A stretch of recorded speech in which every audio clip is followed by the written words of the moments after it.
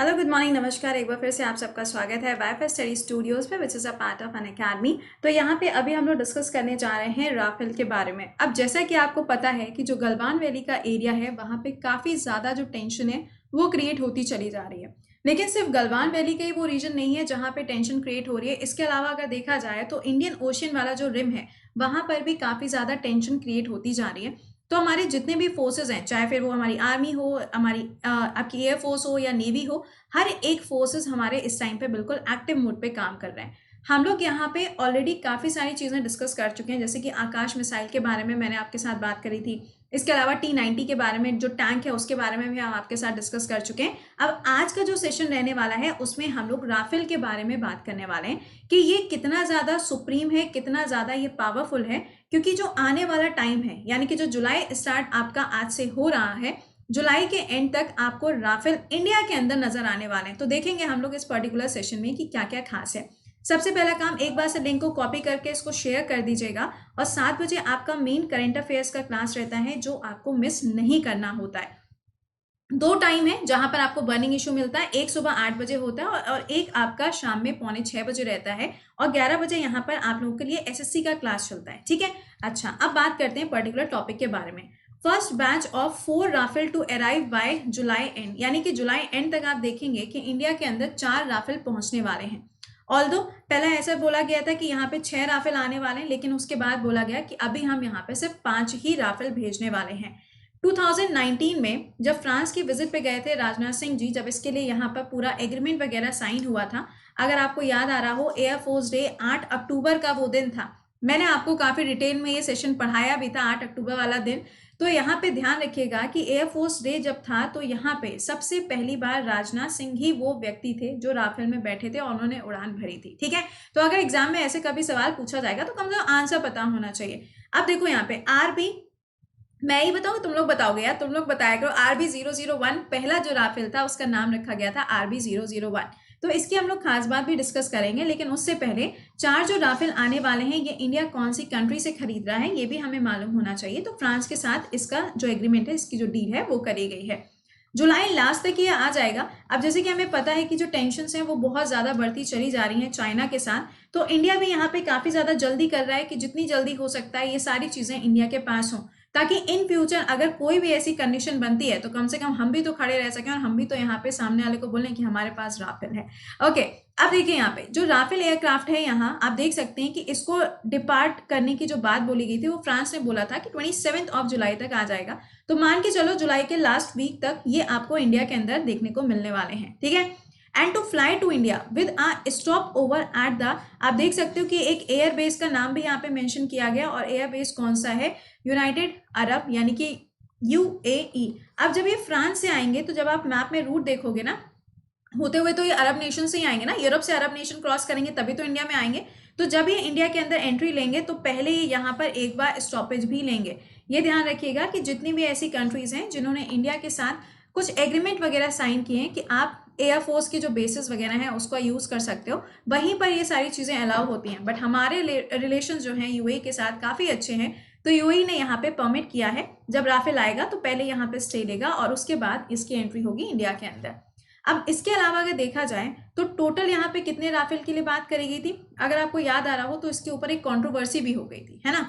अब उस कंट्रोवर्सी के बाद देखा जाए तो यहाँ पे कितना अमाउंट जो है यहाँ पे एग्रीमेंट में साइन किया गया, तो आप देख सकते हैं इतना अमाउंट यहाँ पे एग्रीमेंट में साइन किया गया है 2016 में। एग्जाम में आपसे ये अमाउंट नहीं पूछा जाएगा। कितने राफेल के लिए एग्रीमेंट हुआ है ये आपसे पूछा जा सकता है। टोटल 36 राफेल जो है वो इंडिया के अंदर लाए जाएंगे।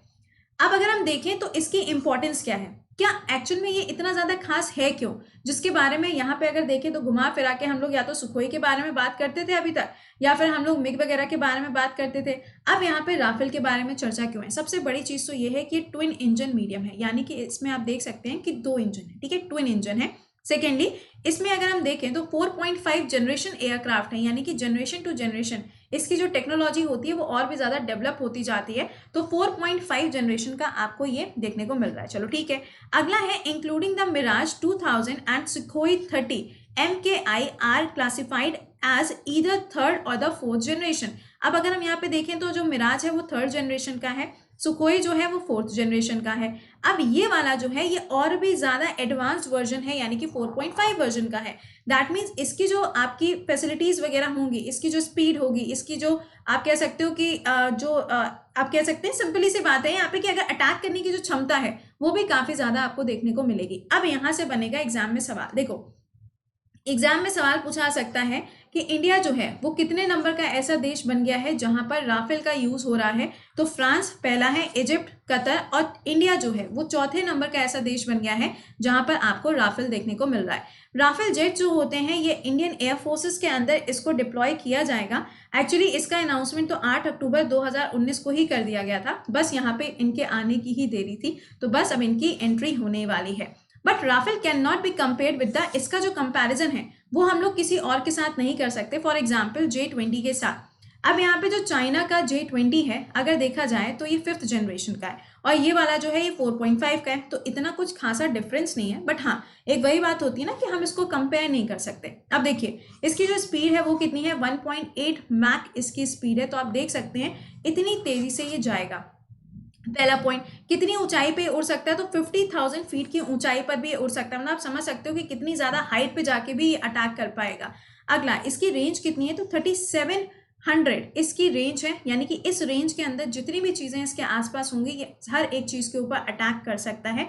But point to be noted, which can be increase, इसको इंक्रीज भी किया जा सकता है अगर इसमें मिड फ्यूलिंग करी जाती है, मतलब हवा में ही अगर इसमें ईंधन भर दिया जाएगा तो ये और भी दूरी तक जा सकता है और ये और भी ज्यादा दूरी तक अटैक भी कर सकता है। मतलब इसमें एक ये वाली भी अच्छी वाली फैसिलिटी देखने को मिल रही है। और ये कितना लंबा है, तो दिस इज 15.27 मीटर लॉन्ग।